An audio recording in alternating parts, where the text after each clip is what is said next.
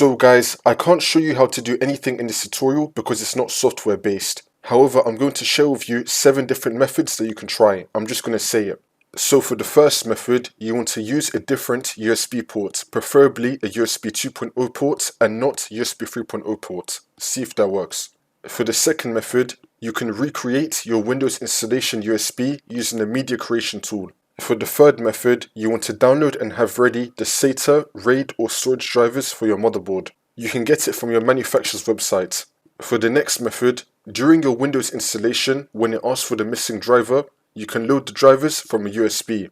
If that fails, you can switch your SATA mode in your BIOS from AHCI to RAID and then try again. See if that works.